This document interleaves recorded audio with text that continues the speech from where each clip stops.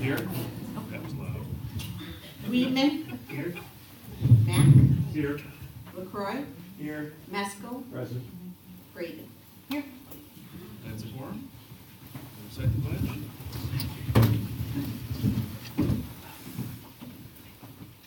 I pledge allegiance to the flag of the United States of America and to the republic for which it stands, one nation, under God, indivisible, with liberty and justice for all.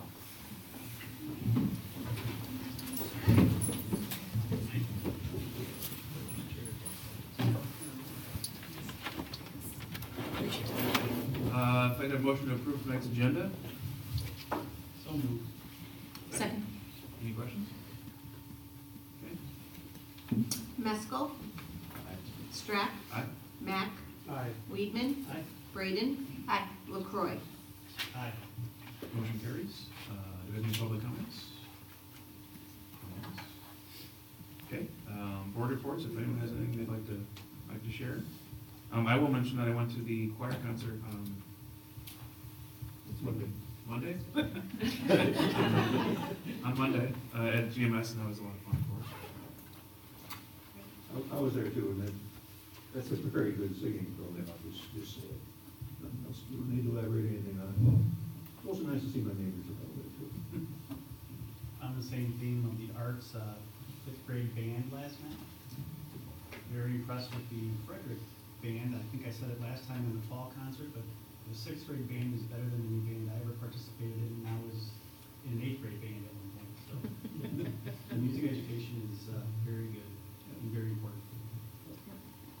I went to Meadowview 3rd and 4th grade concert. It was great. Just really fun to see kids excited about music. And God love us, the recorders. They did great. Thank you. Anyone else? Okay. Superintendent. We got a letter from, I think you got it as well, Steve Fritz about the parking here. Yeah. Matt and David are here. There's been multiple changes made and meetings and whatever. We did meet with Adam Weedoff, the Director of Public Works for Round Lake, and his questions were, is the school aware of the severity of the issue? Yes, daily. Did we realize the village of Round Lake is not going to solve the problem? They could be a part of the solution. And they expect the school district to solve it, and is there a current plan for solving the issue? Well, I guess I would agree with him in that we've seen an increase in some dangerous driving along Town Line Road. yeah, that's his concern, yes. For a while, the police were coming, are they not now? They have not, no, and they've made it clear that it's difficult for them because of the other school's dismissal and the limited number of officers that they have on duty at that time to have a stationed officer during our arrival or dismissal. During events, they've been able to come and support us when we do things, but on a day-to-day basis, they've been unable to make it. Well, his suggestion was to put a center median, the length of Town Line Road, and the elimination of the left-hand turn lanes.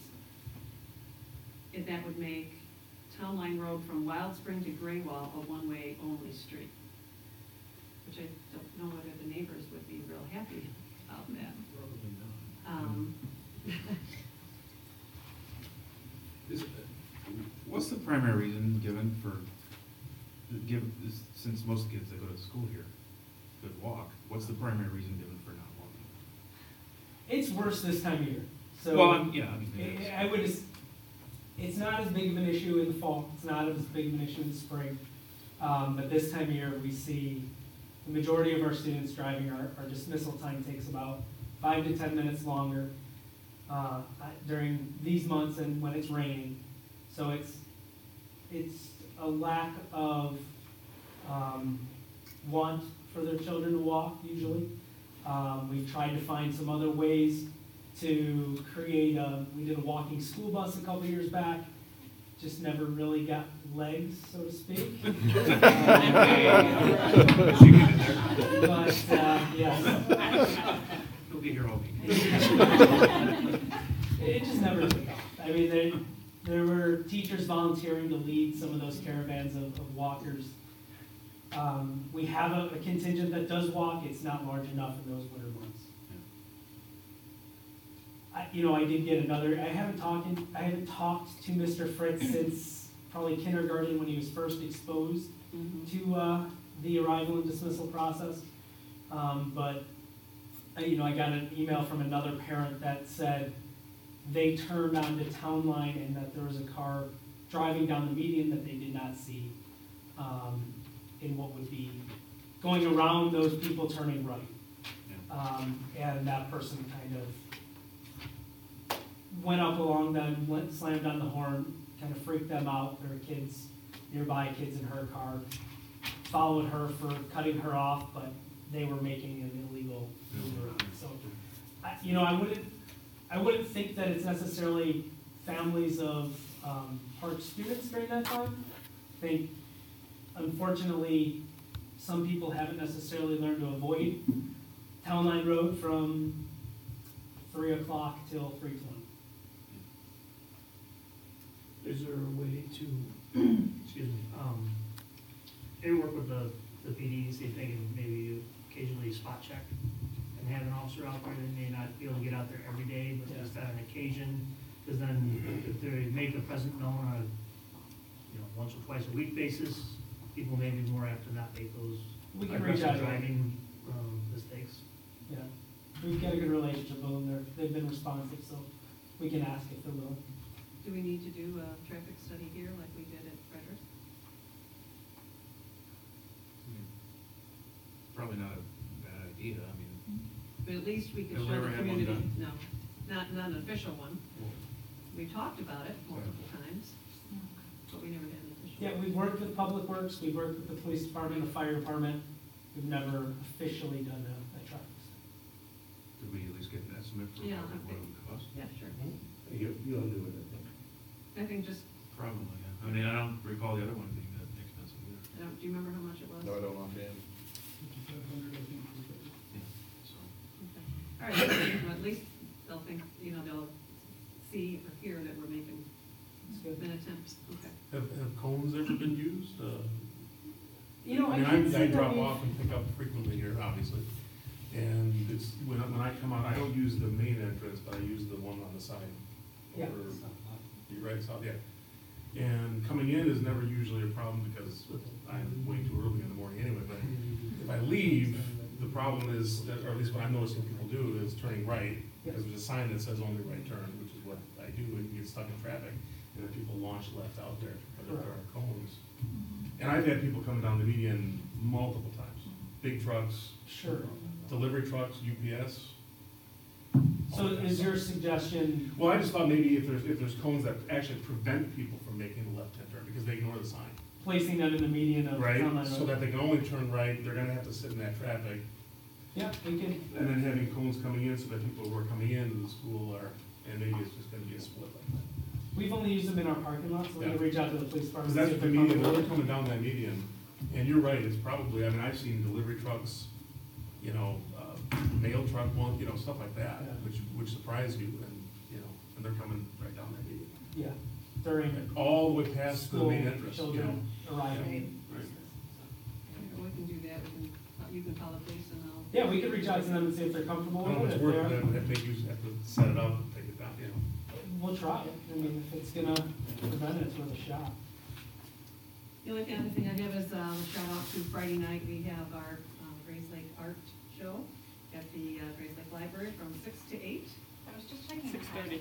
6:30 to 8, I believe. 6:30 to 8. I'll double check while you're. It's 6:30. 6:30? It's 6:30. Get there early for parking? Oh my goodness, yes.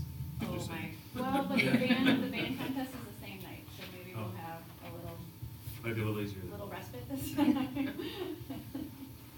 You're right, yes. Yeah. And that's all. Okay. Committee reports? So the next evaluation assessment curriculum committee is March 14th. The diversity committee, we have a special meeting on the 12th. We're looking at policies. On the 13th, we're probably going to have to reschedule because that's the night of the school board dinner, and that would take John, me, and Stephen off of that meeting, so we'll have to reschedule. And Paul, did I say you? I said John. I meant to say Paul, I'm sorry. All right, that's all? Okay. Next, the consent agenda, if I could have a motion to approve tonight's consent agenda, including the addendum to the personnel report. Second. Are there any questions? Braden. Aye. LaCroy. Aye. Strack. Aye. Masco. Aye. Matt. Aye. Weedman. Motion carries. Action items, we just have a handful of things this evening. First, could I have a motion to approve the proposed 2019-2020 school calendar and waiving legal holidays as required under Public Act 096-60640, Veterans Day, President Lincoln's birthday, and Catherine Pulaski's birthday in order to hold school. Second. Questions? Okay. Weedman. Aye. Masco. Aye. Matt. Aye. Braden. Aye. LaCroy. Aye. Strack. Aye. Motion carries. Could I have a motion to approve the recommendation of a title change for Susan Walker from administrative assistant to executive assistant? So moved. Second. Any questions? This is simply a title change, it's not, it doesn't involve anything else, so. LaCroy. Aye. Weedman. Aye. Strack. Aye. Masco. Aye. Braden. Aye. Matt. Aye. Motion carries. Could I have a motion to approve the travel reimbursement to board member Jason LaCroy related to travel to the National School Board Association Conference? I'll move. Second. Questions? Questions? Yeah, go ahead. So we're paying travel reimbursement, we're paying his registration? We did it through the district and used the P card, so that doesn't have to be voted on. I was watching. And that week, that's paid through with a P card. This is just any kind of reimbursement that you have to vote on. Good. Any other questions? Matt. Aye. LaCroy. Me? Aye.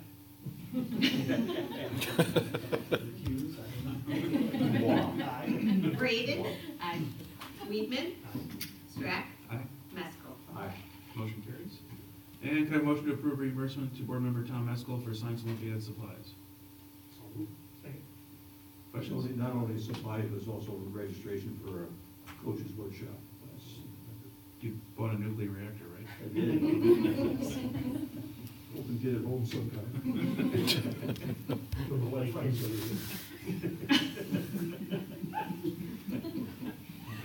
Ready? Strack. Aye. Matt. Aye.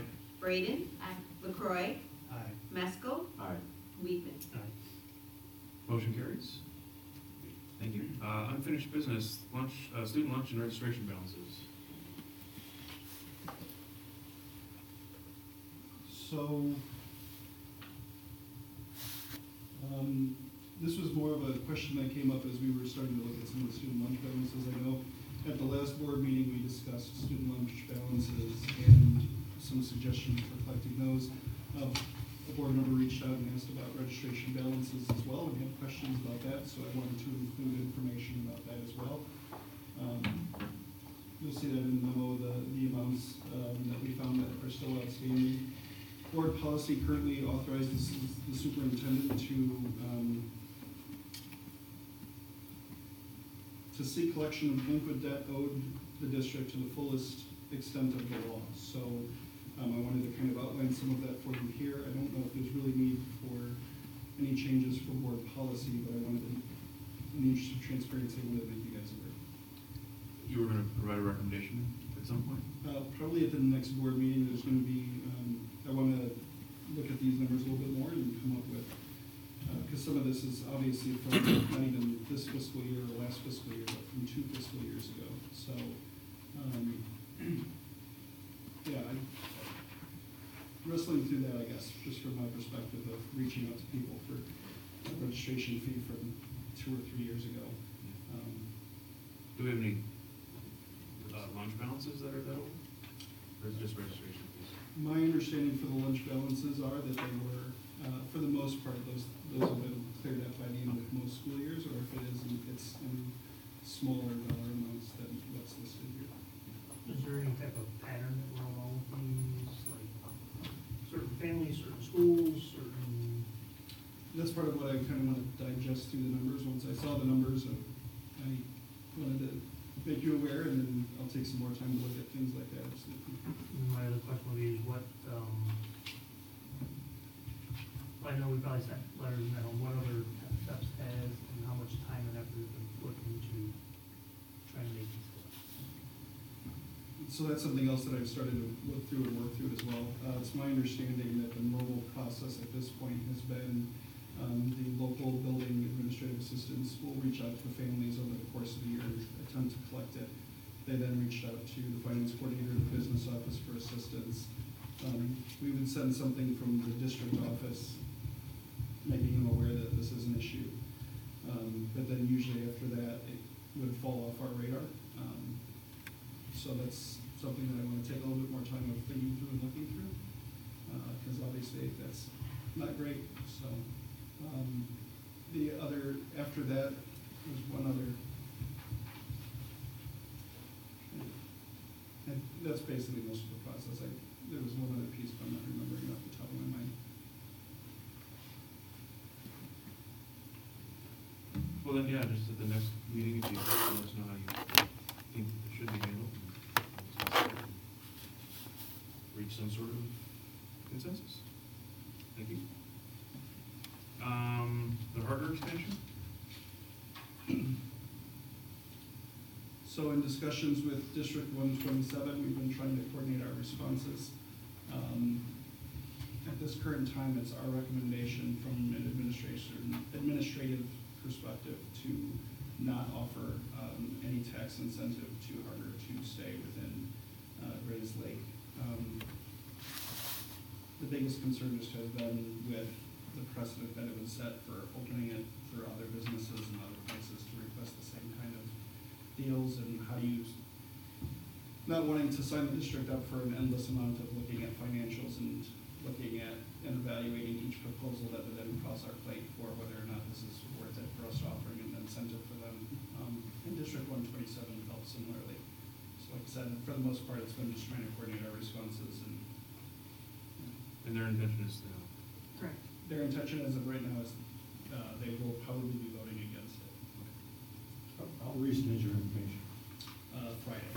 And I connected with the superintendent yesterday.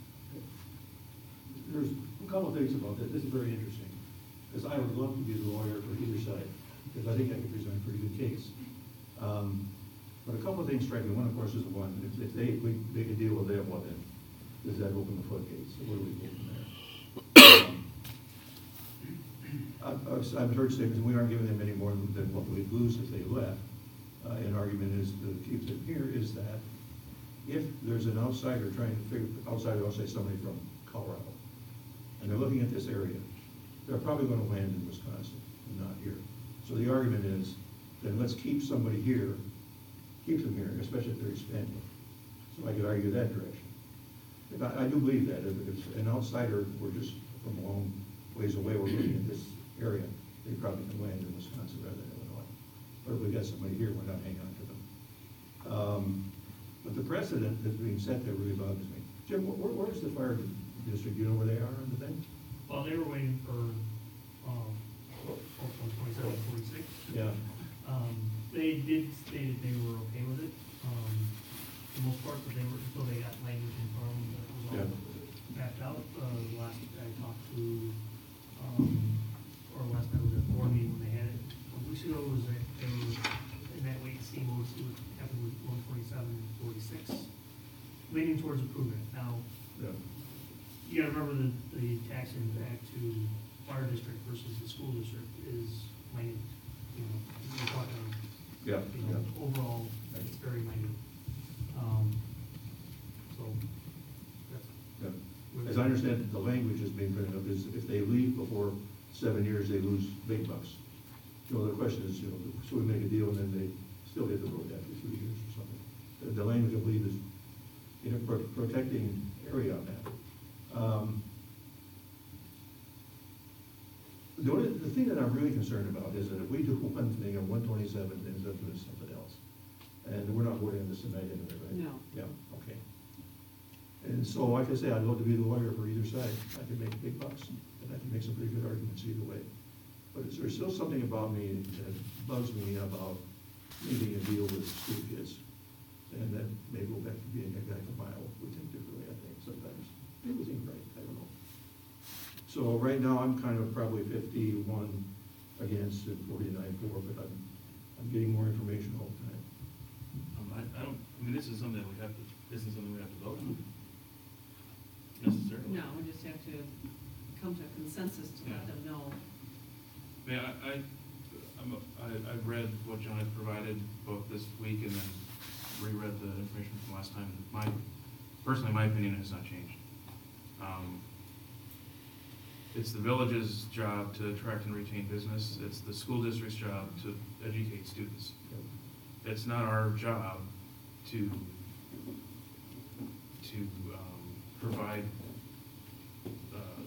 the financing or to give tax breaks to businesses to do things. That's not what we do. Yes, the village should work to keep them here, but it's the village that should do the work. So. You know, an interesting thing I've gotten just talking to some neighbors or what about this, that, and the other who are not educators. And they'll say, do you read your water bill newspaper every month? The city doesn't really give us many compliments about the way we run things. But we, I mean schools. They constantly talk about how well run they are, and they always have a surplus in the center. So in that respect, I go along with your comments there too. We have a certain role in the center. Well, the village also is not required to educate 3,600 kids, regardless of income or socioeconomic status or whether or not we can afford it. We're required to educate those students and pay for it. Yeah. And we can't impose a sales tax to pay for things. We can't. There's a lot of things we can't do that a village can do. So there's a reason they have a surplus, and that's great for them. Yeah. Well, another statement came off my nose is that we are not giving them any more than what we'd lose if they hit the road. But we don't know that necessarily. No, not necessarily. I just want to be clear about one thing. We technically wouldn't lose anybody based with the way tax levies are set up. And I don't want to, I know that's been said a couple times, that if you don't do this deal, you will lose X amount of dollars. It's not that we'll lose it. It just means, unfortunately, everybody else has to foot whatever bill. It shifts the cost. Right. Well, I've been thinking about this a lot since 2 weeks ago. I've reached out and spoken to a trustee. I've done some research research on do abatements work, and where I'm at on it is just, at a high level, it's a shame that abatements are a primary tool that jurisdictions are using to retain and attract businesses. It's especially unfortunate that 10 miles to our north we have a jurisdiction that basically seems to think that there is no common good we're taxing for. But yet here we are in this situation where we're competing with this jurisdiction that's very aggressive with their tax incentives. The only scenario that I could support would be an abatement on the new property of some kind. I've heard in my research that it's very unlikely that if this company does leave the property that it would be filled anytime soon. And I think, as I think about, Stephen makes some great points that it's not our job to finance economic development in our town. It's not what we do. There's just no other way around it, but the fact is that if we're trying to, I think about the people that stood in front of us at our tax levy meeting, and we heard some stories that were upsetting to a lot of us, and it's hard to hear, and you want to do right by these people. And I think doing right by those people means holding your nose and trying to keep a business that's here, but doing it in a way that's as least impactful to,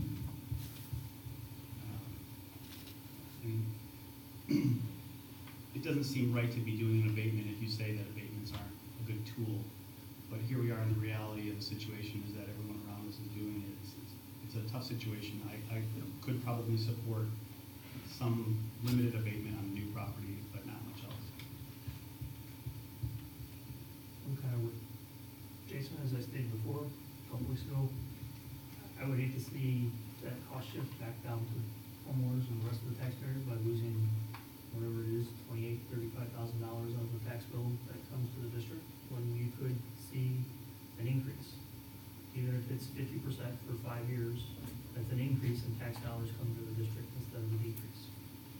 Which again, as we start talking about the impact on everybody else in the district, that would make more sense to me. I don't like the corporate welfare. I don't think it's right for them to use that strength and power over taxing bodies, but it's there. The floodgate's already been open. That was open with FedEx. That was 9 years ago. It was opened already. So that floodgate and that use of that power in this district, in this village, has already been there. Like it or not.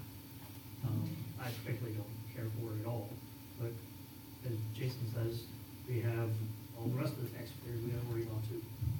If you're gonna take $35,000 or whatever the dollar amount is, $28,000 of their tax bill off the rolls that they're not paying to the district, then it goes to every other homeowner, every other business. They gotta pay a little more. So I would be for a limited, short-term rebate or abatement, or whatever you wanna call it, tax break for the business in order to keep them here. Because there is a potential for some residual effects to that from, as they stated in their letters, they go out and eat around here, and they provide money and salaries to businesses around here. They have an impact, and they have a chance to actually improve that as well. So that's where I kind of stand on that. It's not kind of, it is where I stand on that. So I would hate to see us lose a taxpayer in town that is providing dollars into our district without providing kids in the district to educate. They don't, some of them may live in the town, but that one business that their tax bill is probably 3 times as much as mine, 4 times as much as mine, doesn't provide any kids to educate either.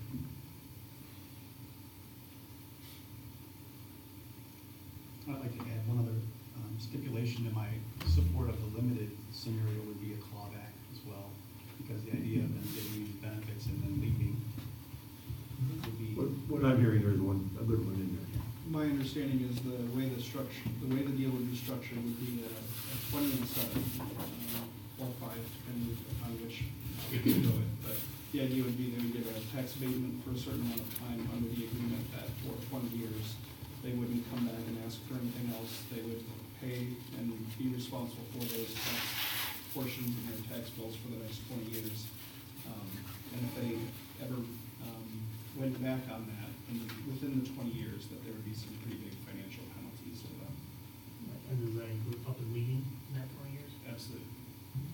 Is my understanding of how the deal would be structured from the legal advice that we received. Some other comments, just in general, if I were the lawyer from the side or the plus side. They've been good citizens, what I hear. They really haven't asked for anything from us the time they've been here. They've done their job and we've gone from there. Today I actually went to the place. First I had to find it. It's difficult to find, it really is. But I did find it, and the only way I got in the building was somebody was coming out, and so I walked in. And I really didn't see anybody at the, how do you think I ever got any dates?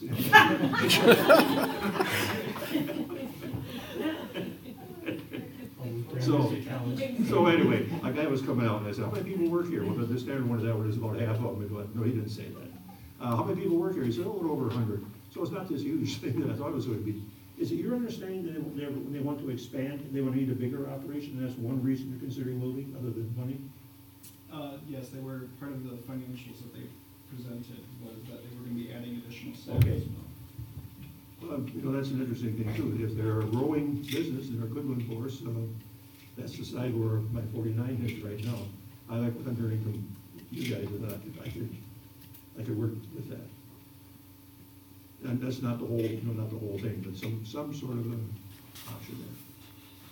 It'd be a shame to lose it. As they've told some people we've been here for 20 years and haven't asked you for anything. A little bit more intel that I gleaned, the owner is from Wisconsin. Even with the incentives that are on the table, there's a chance that they'll leave anyway. Mhm. So that's also something that goes into Yeah. the grinder to decide. Well, the personal things are, apparently their owner is from Wisconsin, so. They have one other branch, and it's in one of the Carolinas.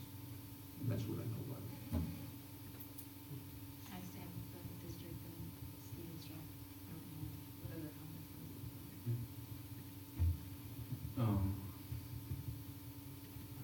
I'm leaning more towards not approving an abatement because I think our responsibility is to educate the schools. And I have a conflict if we're giving an abatement to a larger company and we don't yet have a solution for student lunch debt that seems reasonable to families that are struggling out there. Can't reconcile those two. I can't give an abatement to a large corporation and not do something on the other end to create it for families. Kristen? I'm probably about where Tom is. I'm about 51-49. It's just really hard for me to stomach using school kids as leverage. I hear all of, I mean, I think there's some really good arguments to be made both ways, and then at the end of the day, it's very difficult for me to stomach. There are companies that believe in triple bottom line, and there are other ways for us to try to produce revenue for our district. Just want to point that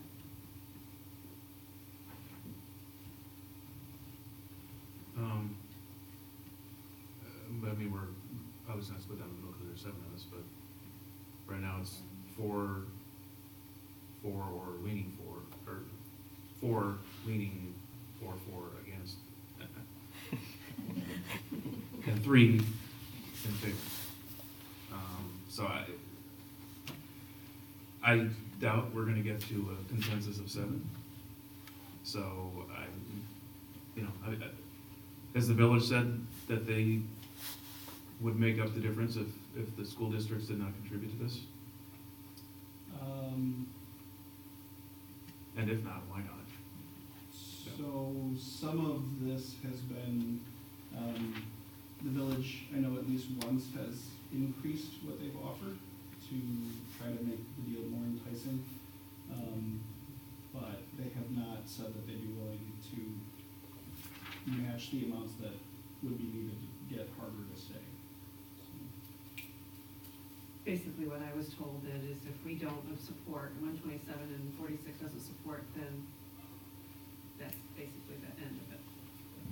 All the way to even if we had it approved on new property only, since that wasn't the full offer of what Harbor was looking for. That was what I was hearing, is that might not even if we said, okay, we'll do it for just on the new property and for 50% and for 5 years. The rumblings I've been hearing is that wouldn't even be enough to get them to stay. So. But then obviously there's a lot of moving pieces with that. So if we had approved something, all this is what ifs, I know, but if we had approved something like that, or if we do approve something like that, maybe the village would come back with more to try to make one last push, but I obviously can't speak on behalf of the village. When was the last time all the taxing bodies sat down and talked about together, including them and Hardner? For all of us, it's been a while.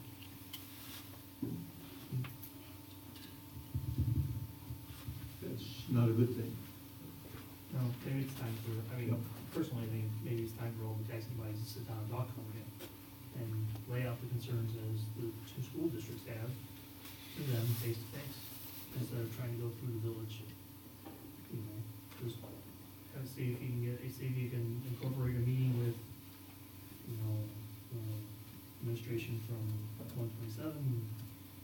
CCSD46, the village, our district, all those that are involved, and see what can be discussed and hashed out. And, you know, obviously we gotta lay out our concerns. Everybody here at the table has put forward very strong concerns on both sides of that table. And, you know, they need to hear it, and they can't just throw it out there and not hear what the concerns are. And how you set that, try to attempt to set that up. And, you know, if somebody from the board wants to go, or a couple people from the board want to go, I think that would be a good idea to have somebody there advocating on top of the board, not just the administration. Yeah. And I would be happy to do that. And fairly stable stuff. No, I trust it. I would be happy to Absolutely. do it too. You would be willing to do it too? Yeah. Okay. So we're in Limbo. limbo for now, then, Yeah. okay. I don't even know if they have a timeline on here. I don't remember. Parker was pushing for a March 1st. Oh, that's right. Obviously, that was- But they told us 2 weeks before. Okay. We'll see what we can set up and see if they're willing to, and we'll get back to you. The one thing we want to make certain that doesn't happen is that 127 does one thing and we. Oh, do I the know, other. and that's why And they that, that can change, right? I know. I agree. I feel very comfortable with the connections that we've had between our school districts. I don't think either one of us would leave the other one, hanging the other one out to dry, so. Sometimes those things just happen because the clouds roll. I don't know, I think each district should do what's best for their district. I don't know that, I mean, what's the difference if I that agree with that, they but didn't or they approved it? I would have communication up until the last vote. Yeah, but still, I mean, it's, Yeah. We've been doing that. You had had and I Face-to-face had, meetings, so. phone calls, emails, it's Right. been pretty frequent and regular communication between both districts. Because part of it too is, as we've said, it's been, Carter's been very insistent on some of its numbers, so there's almost a sense of, even if one did approve and the other didn't, like, that probably wouldn't be enough anyway. So we have to be in unison for there to be a deal, and either for or against, I guess. Yeah, they can't, they can't throw it at us 2 weeks beforehand, and expect us to give an answer Yeah. Right. in 2 weeks, of yes or no, so. Double park, tell me what you think. I got 1 foot out the door already, too.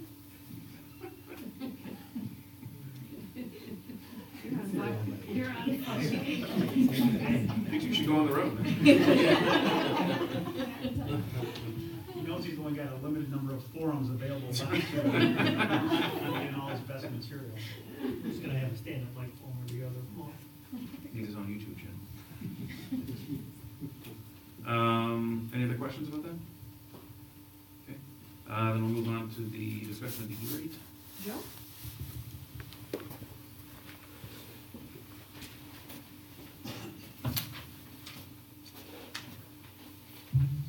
So I should start off with, it gets harder and harder, Joe? So with E-rate, as you may or may not know, we go out to E-rate every year.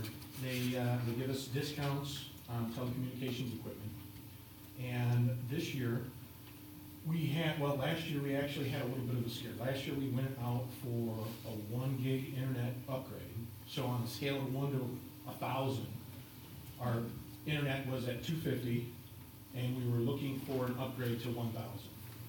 So we went to E-rate last year. We started that process in January. We got the bids back. AT&T won that bid. We awarded that bid to AT&T. They were supposed to install it on July 1st, and then it was August, and then it was September, and then it was October. Then I started to get nervous Because there's 1-to-1 coming? because 1-to-1 is coming, and then it was November, and then they said they would have it in by the end of the year, and they didn't, and so I vowed to go back out to bid with another company this year's E-rate cycle if they didn't get it installed by the end of the year, which they did not. So they finally got it installed 1 week before we rolled out the Chromebooks. So I was sweating it. Oh, yeah. And there was, they let go half of their half of their texts, and we had calls back and forth to India to get this router lit up. And it was a mess, but it finally got installed. However, while that was going on, we went out to bid for another 1 gigabit of internet, again, on a scale of 1 to 1,000, assuming 1,000. And Comcast came back, and they came back with the best price, but they also went a step further. So last year's 1 gig was $2,100. This year, Comcast came to us and said, for $3,500, we'll connect all of your buildings at 1 gig. So there'll be a 1 gig gateway to the internet, and then we'll have interconnections between all of the buildings at a 1 gig speed. Currently, we ship internet around to the buildings using a radio tower network. So we have 2 radios in every building, they point to the next building. If one of those links goes down, it automatically reroutes in the other direction. So it's a ring configuration. However, each one of those radios is only 100 megabit. So again, on that scale of 1 to 1,000, these are only at 100. So we were originally taking our 250 and sharing it among all the buildings, but they can only get 100 megabit of it at a time. So by going to 1 gig at all buildings can get a full 1 gig internet. So that was the bid that came back from Comcast, and that is what I'm recommending. That's part one. The second part is we get E-rate dollars called Category 2, and that was a 5-year program for installing wireless internet. So we took that Category 2 money, and over that period of 5 years, we built up our network, again, knowing that 1-to-1 was coming. But even if it didn't arrive, that we would rebuild that network. So we took all of those dollars that it took to build that network. It came in a lot less expensive than we thought it would. And then, Stephen, I remember last year you had asked, did we leave any money on the table in those Category 2 dollars? And we did. There was about $146,000 left in Category 2. However, to get at that money, you had to spend the equivalent to get the 50%. So if I wanted to get the 146 and spend it all, I would have to spend 146,000. So we don't actually need all of that, and I wasn't willing to go out and just spend money just to get free money. Thank you. But our E-rate consultant came back and said, well, I know you guys are buying battery backup units called uninterruptible power supplies. He goes, that is Category 2 enabled, so you can buy those with Category 2 dollars. And I said, great. And so we went to bid for, we had 26 network closets, and we went to bid for 36 units. So rather than get like the warranty on the units, we were going to get these extra units. Now some of the closets had what we call main distribution frame, and that's the main point in the building, and then the other ones are peripheral. Those are called intermediate distribution frames. So in the main frame, or the main distribution frame, we need multiple uninterruptible power supplies. And for an example, today, our internet went out for half an hour. Somebody had flipped a breaker over at GMS, and it was the wrong breaker, and half the room went down, the other half was on. Unfortunately, our main router was on one of those. It was on a battery backup, but the battery backup only lasted for about 5 minutes, and that was because it was fully maxed out. So if we had more units, we probably could have survived that. On another note, if we had that Comcast interconnection between all of the buildings, all of those would have just rerouted back to Park and gone out to the internet, and no one would have seen an interruption at all. So again, those are 2 parts. The first part is our internet bandwidth from Comcast for $3,500, and the other one is these battery backup units, which I believe they're about $1,000 a piece, so it was about $36,000. And then E-rate would pick up half of that. So the cost to the district would be? Around $18,000. And I say around because I don't have the exact figures in front of me, but it is in the board check. And the 1 gig this 3,500 a month? Or is that 3,500? It's an additional 1 gig to the 1 gig we have, so we would have 2 full gigs to the district, and then a 1 gig connection via Comcast to each of our buildings. Okay. But you have to pay that each month? Is that monthly? Yes, that is monthly. So again, currently we're paying $2,100 a month for AT&T services. Now, there is another part to that. We also pay $1,700 a month to the ICN, which is the Illinois Century Network. That expires in July. So that cost will be pulled back. So right now we're spending 3,800 and we'll be spending 3,500 going forward once that rolls up. Correct. So, and that's, I just want to bring that up. The contract sign date, if we were to go forward with that, is March 22nd. So we have another board meeting that Wednesday before that. And that's, I think we can, does anybody have any questions? I mean, I figure we'll vote on it at the next meeting then. Approve that. no questions? I don't know, but Sue, did you get all those notes? Yeah. All the tax backs, I heard you got all that? Yeah. I'm sorry, I tried. There's too much technology. No, it's okay. I'll be reading. Okay, thank you. Thank you. Meadowview roof and potential solar project. Keith and John, you're on. So, I do need to give one piece of updated information. I just got this information 4 hours ago. The $600,000 that was referenced as new money that's coming is not new money that's coming. They were confirming for us that the smart inverter rebate that we had already put into all of our financial plans of $600,000 was for sure going to be coming. So that was a little bit of a shock and leaned me even more in another direction. But the position that Keith and I have, and Keith can, we've had a lot of conversations about this. At this point, our recommendation would be to try to patch the roof for 1 more year and come back when we have a full year of solar data and a full year of seeing how the solar system works, how it tracks, how we report it, before making a recommendation for expanding solar to other parts of the district. It's my understanding and Keith's understanding that the patch job would be sufficient. It's not like the roof is completely disintegrated and isn't, like the patch job would be able to hold it for another year and it wouldn't be disastrous.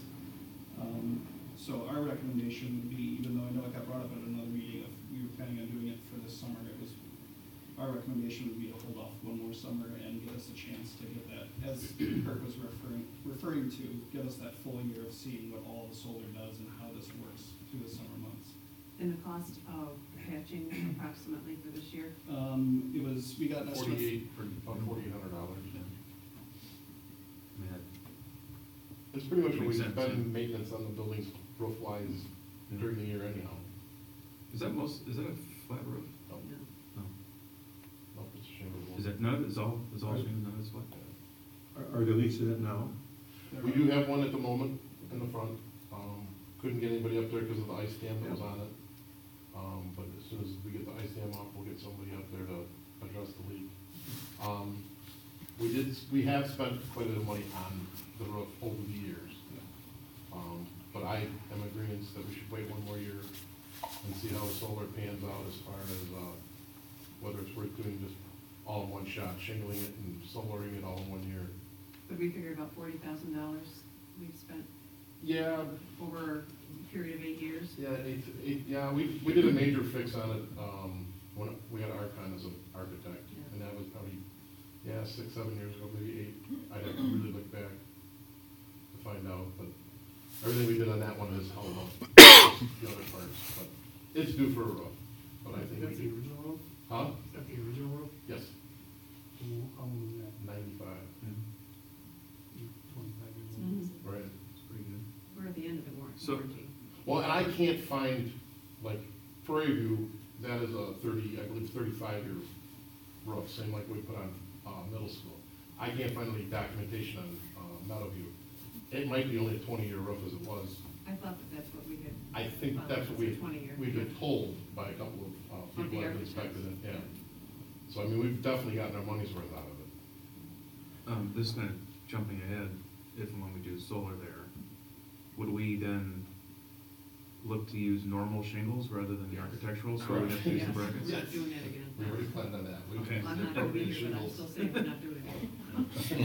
I mean, that's actually another piece of this as well, is that there's,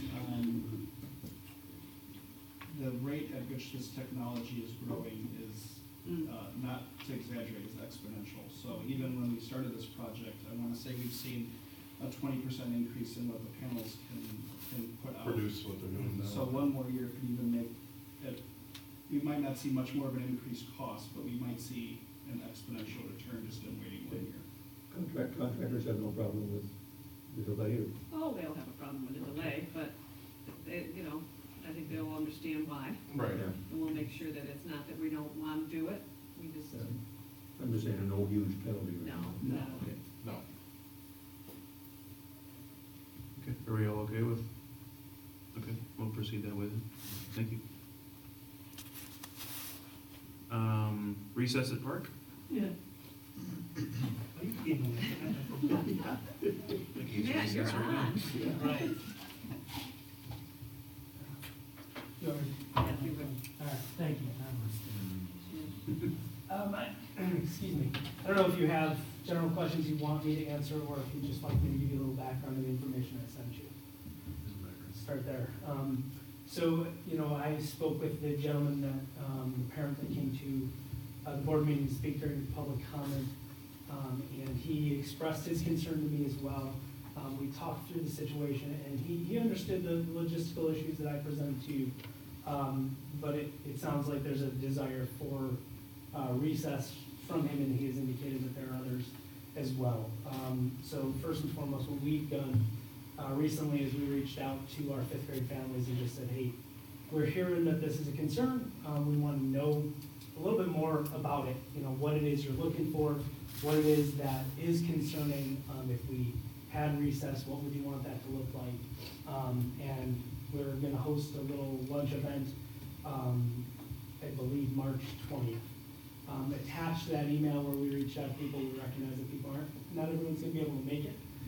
So we included a Google form for those that aren't able to make it, just to provide a little bit of feedback to us if they're not able to, and collecting their personal information to see if we can reach out to them to get a little bit more follow-up on that. So I hope to know more in the next couple of weeks. A little bit of background in what we do here as far as our schedule is concerned. We've always had kindergarten through fourth grade recess. Recently, obviously, we expanded that to 5 days a week instead of 3 days a week. And with that, we shifted from teacher supervisors to assistant supervisors. Last year, when we made that shift overall, we went ahead and tried to expand our recess to fifth grade as well. So we gave fifth grade recess 5 days a week, and we had our program assistants supervising both lunch and recess. Throughout that process, we came to learn a lot, and I think the biggest issue for us was we were unable to cover instructional minutes for our students throughout the building because our program assistants were being constantly pulled to do more and more lunches. So we added fifth grade to that load of coverage, plus because we don't substitute our program assistants, anytime one of them were out, they were covering somebody else's lunch.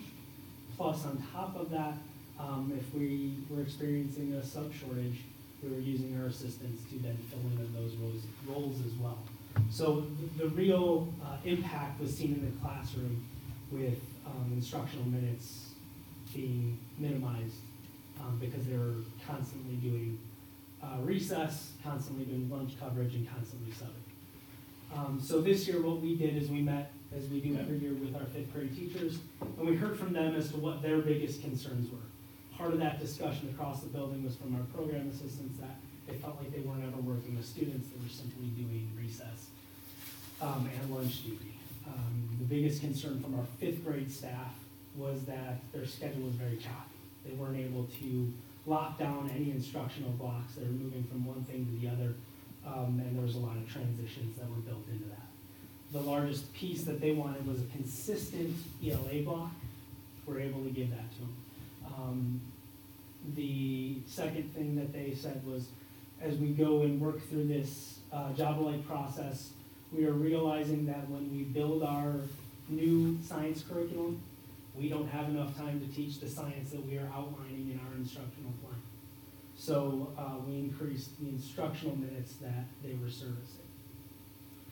Long story short, we took all of those changes and built in teacher coverage of lunch, but we ended up eliminating recess for fifth graders, going back to the plan where kindergarten through fourth grade were the only grade levels in our building that were service recess. We did recognize that that was a step backwards.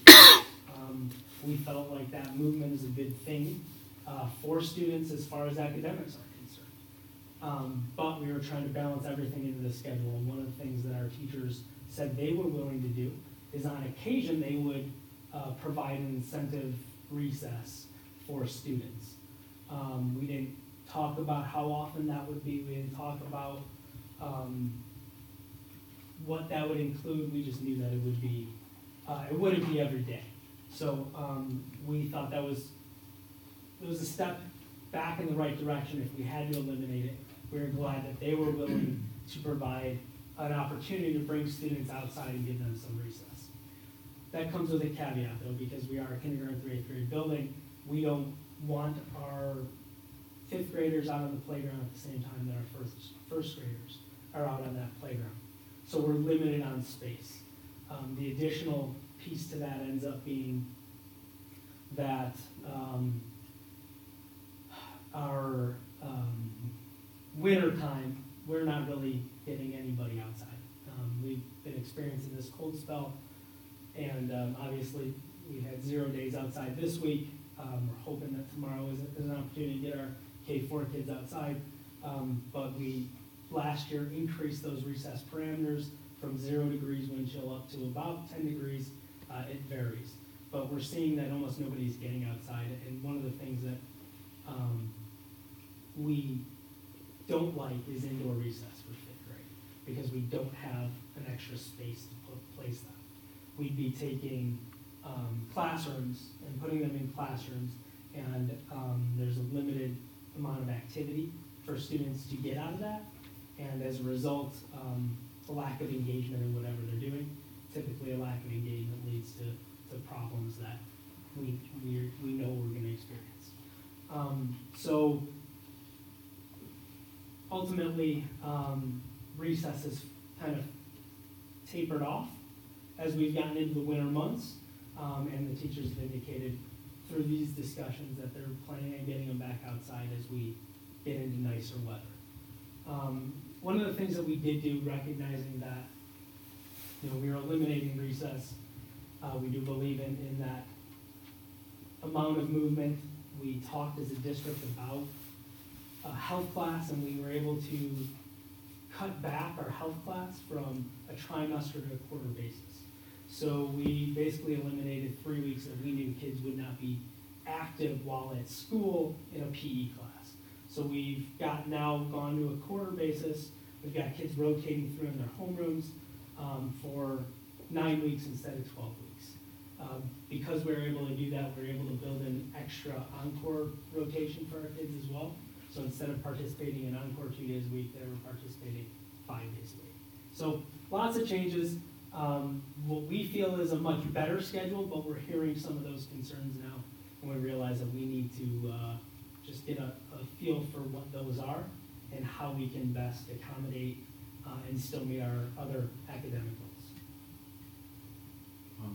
What variables do you think have to change to be able to have 5-day-a-week recess for fifth grade?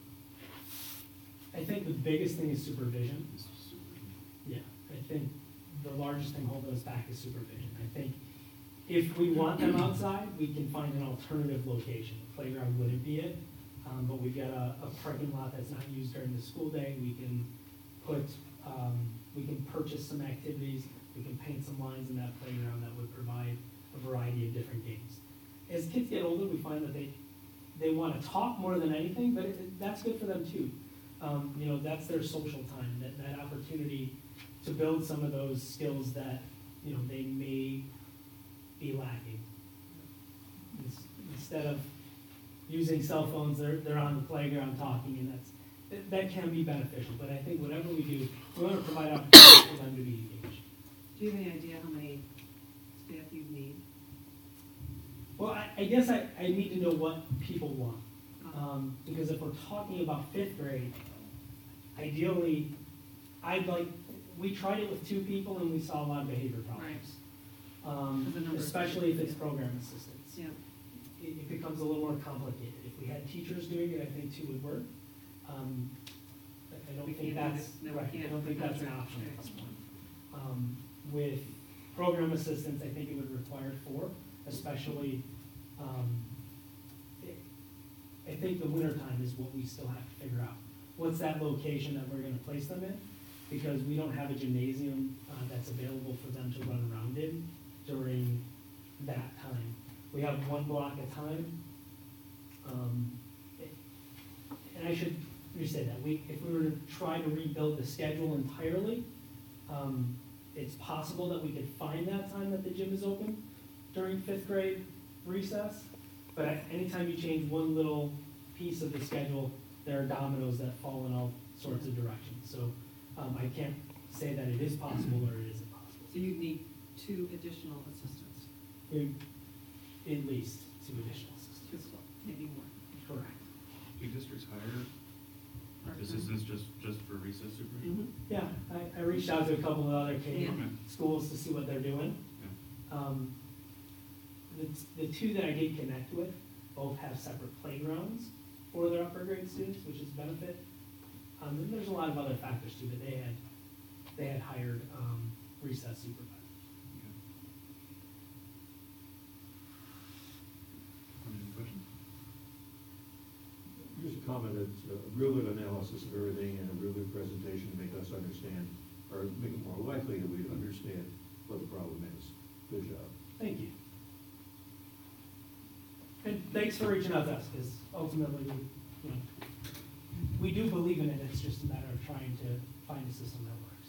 So after you've met with the parents, if you will get back to me to let me know Yeah, what your recommendation is, and then we can. we'd be happy. Okay, thanks. Thank you. Thank you, appreciate it. Berkeley Walkway.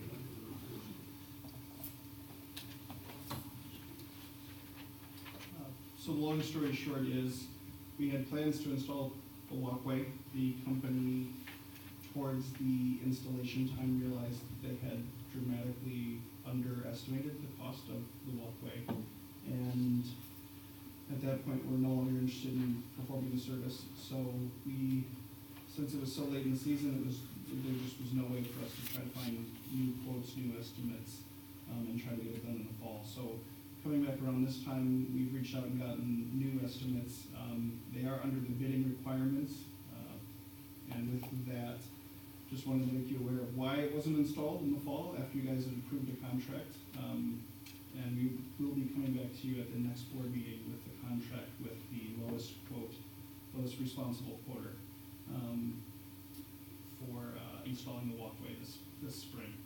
So this walkway was to eliminate having the pre-K going through the classrooms to getting to their playground.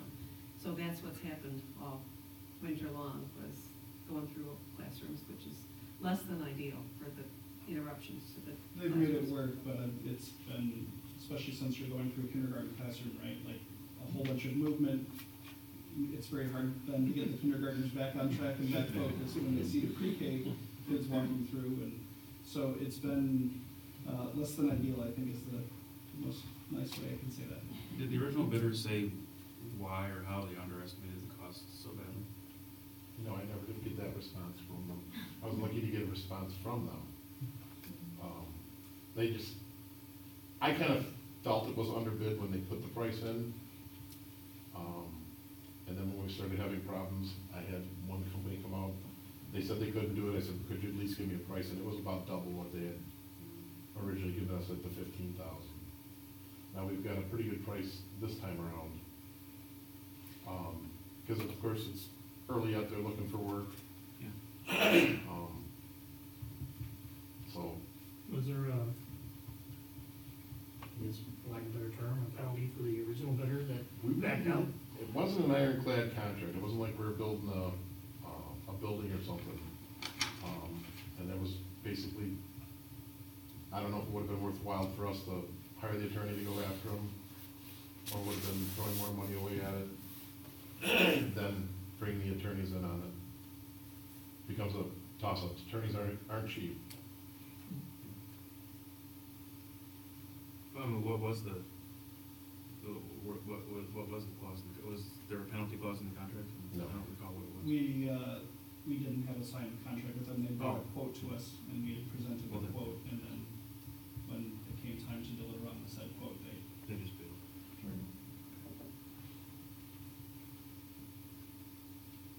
Well, you know, the new bid is 20 something?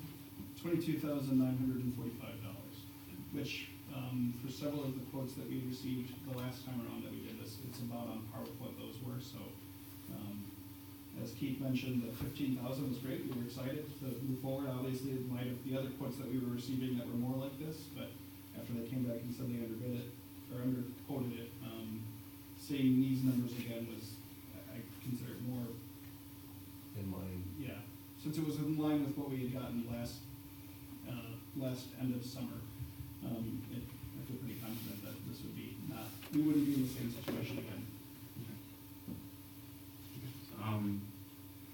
Do we need to vote on that next time then, or? Yes. Please. Okay, thank you. Future agenda items? So we'll have a recommendation from John regarding the registration and lunch fees, how to handle that. We will bring back more information hopefully about the Harger expansion to see if we can get a group together to meet. Action on the sidewalk and action on E-rate. That's what we have so far. Sue, do we have other things to add?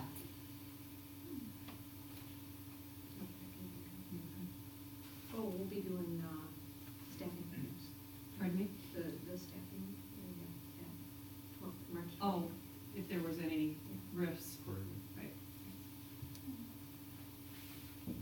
Speaking of construction projects, there would also be a discussion of a possible summer construction of the Prairie View parking lots needing some work. So you wanna bring that to- At the next board meeting. Traffic study stuff won't be, will that be? Probably not, but at least we can put it on there to discuss where we are. Yeah, on we'll that. call Erickson tomorrow. Right, okay. What's remarkable about this building's, the traffic situation is there's not a school bus involved in it. It's all just people driving cars. I know. Correct. Should be able to figure it out somehow. Well. I think they do a great job actually with what they've got to work Oh, with. I agree, yeah. But the building was never built with the anticipation that all of these parents were going to Yeah. drive and pick them up. It was built because there's only one bus that comes in here. Well, there's the special ed buses, but one large bus. I think the biggest problem is town line's 3-lane. If it was a 2-lane road, I don't think you'd have as big a problem. People would be forced to go.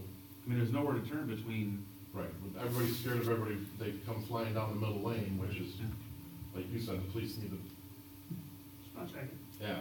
But they're flying down the middle of that and scaring people, you know, a kid gets out of a car or somebody across the street in the wrong spot. Any public comments? If you grab a microphone. I can talk loud, but it's to be recorded. Okay.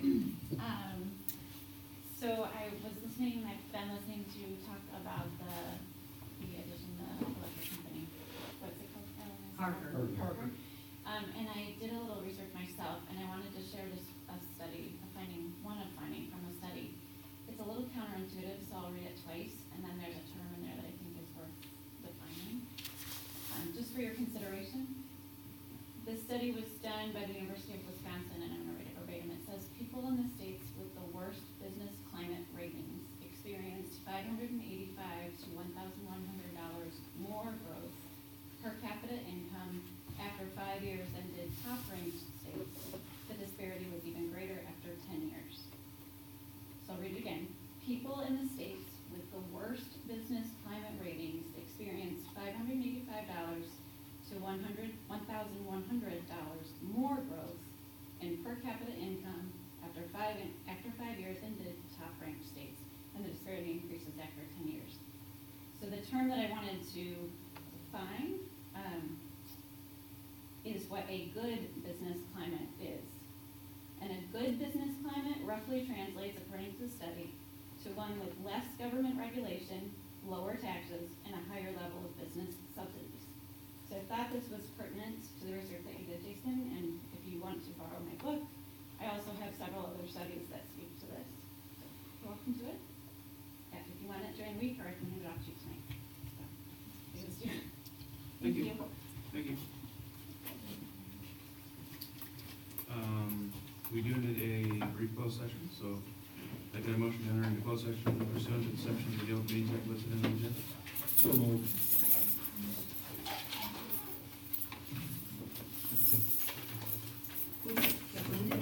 Sorry, I didn't say that. LaCroy, Aye. Parkinson, Aye. Meskel, Aye. Mack, Aye. Strack, Aye. Weedman, Aye. Braden. Aye.